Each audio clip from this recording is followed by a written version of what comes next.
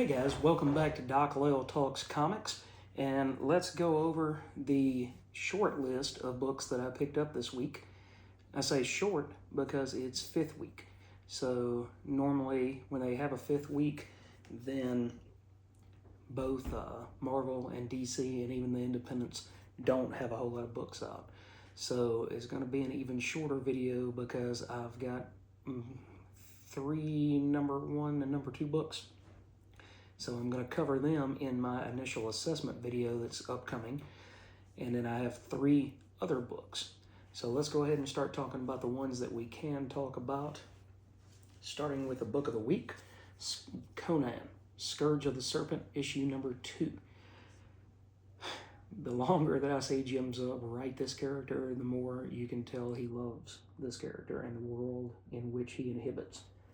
So here we have, picking up with Conan, who in the last issue had been caught in the Museum of Callian Publico, and he was being accused of murdering Callian Publico. You also get King Cole in the Thurian Age, you get Conan in the Hyborian Age, and then you get John Carowin, who's an occult investigator in 1934. So all three of these characters are all Robert E. Howard created characters, and King Cole is almost Conan as an older king. They are definitely cut out of the same cloth. So you have all three of these characters, and King Cole has Brule, which we have seen before. We've seen him before helping out Conan in another time. Brule is the spear thrower, the spear slayer. And so we open with this awesome artwork by Ivan Gill, who has got almost a John Buscema or Roberto De La Torre feel to it, but he's got his own style too. So it's scratchier than a Doug Braithwaite, but it's got its own, like I said, it's got its own appeal to it. And if you don't have your own style as an artist, then as a visual storyteller, what do you have to fall back on? So it's great to see that he is kind of building up what's come before art-wise, but then you get to see awesome pictures like that where you thought it was a dead man, but instead it was a serpent. And you know that Jim Zub has to be writing one hell of a story in this storyline, because I hate snakes. I absolutely hate them. So for me to be willing to read a book like that and know that there could be a snake jumping off the page at you at any time, just straight into your face, yeah, that keeps me intrigued. That keeps me coming back each and every issue.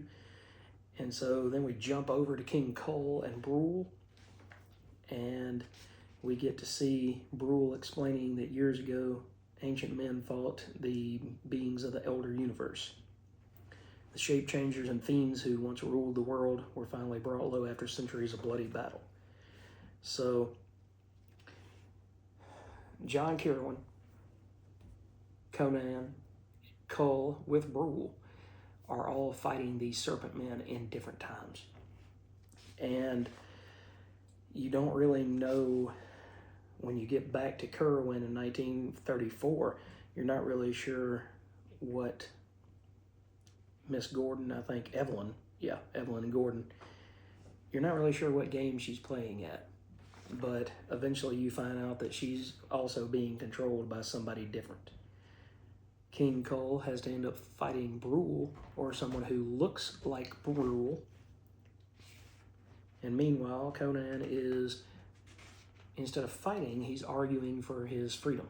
Because, like I said, the Centurions came around the corner, saw him standing over Callian Publico, and accused him of murder.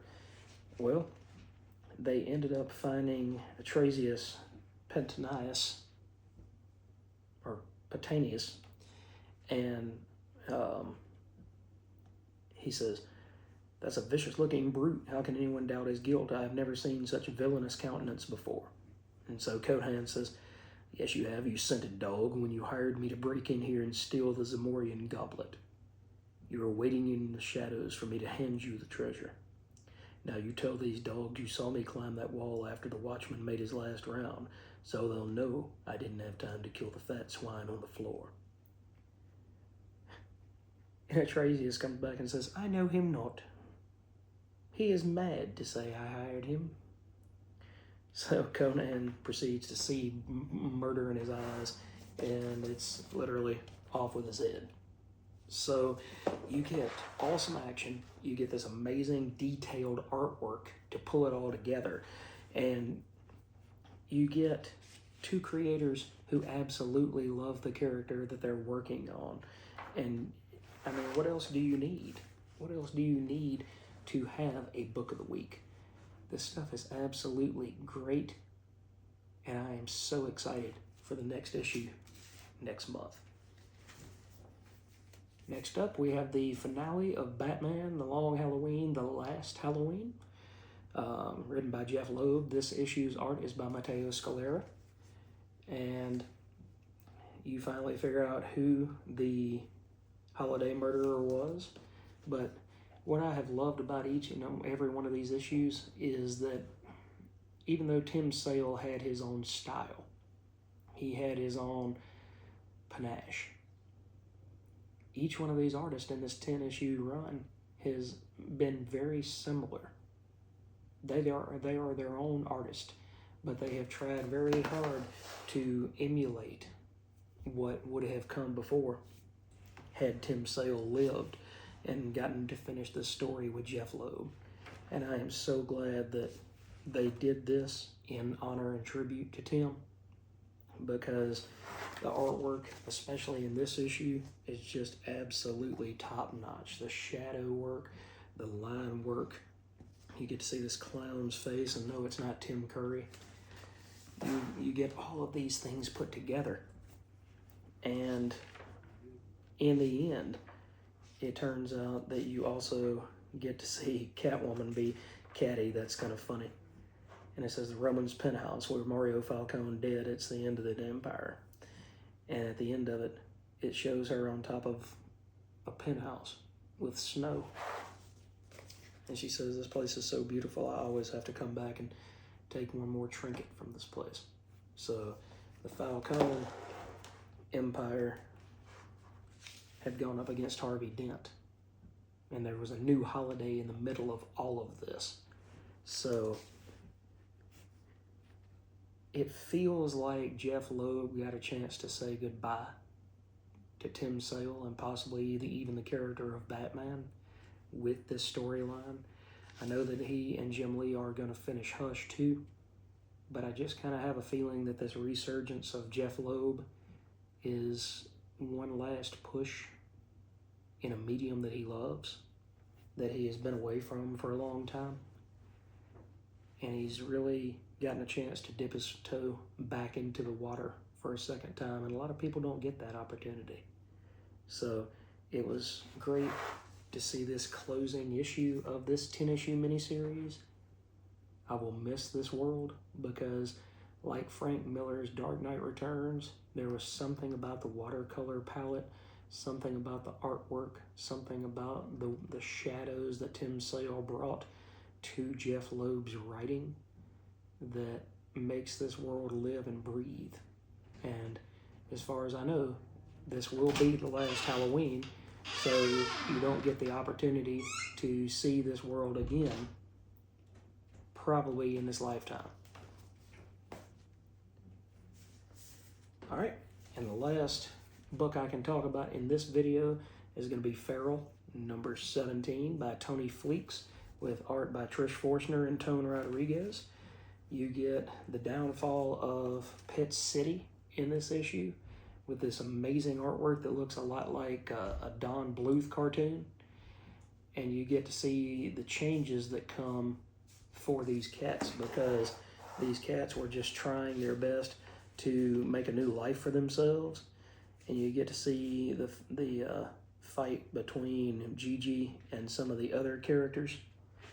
So in this matchup, this big giant cat that they call Mother, gets what's coming to her.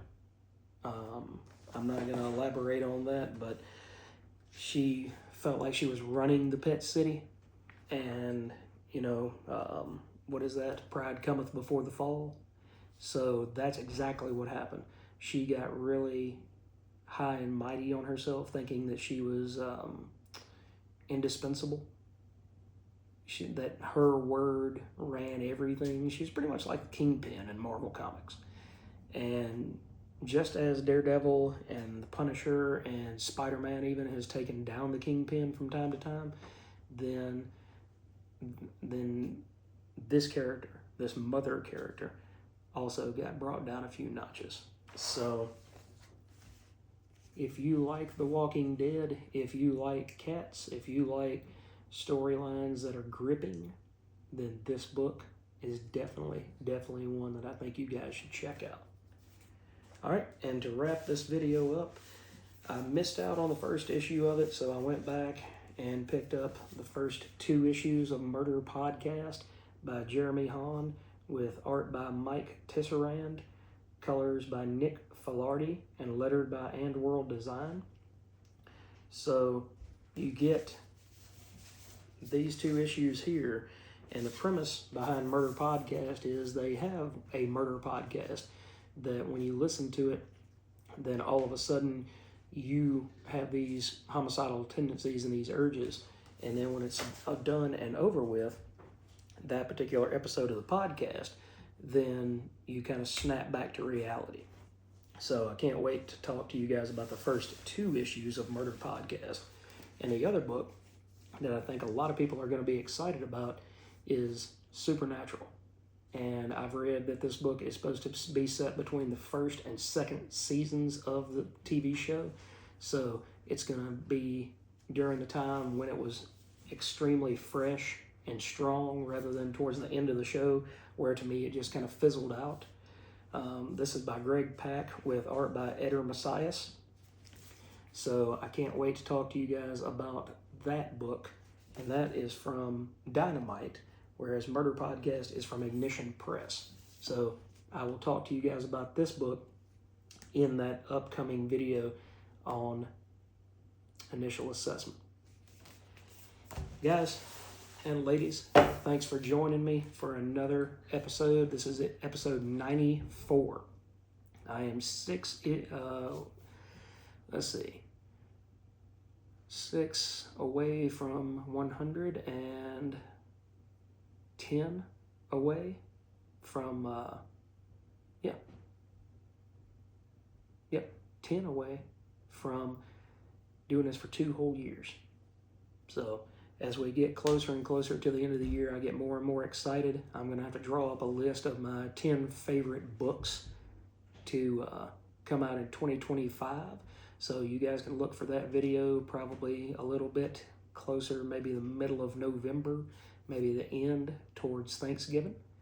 So thanks for always supporting me, guys. If you like this video and you want to see a lot more, I provide daily content.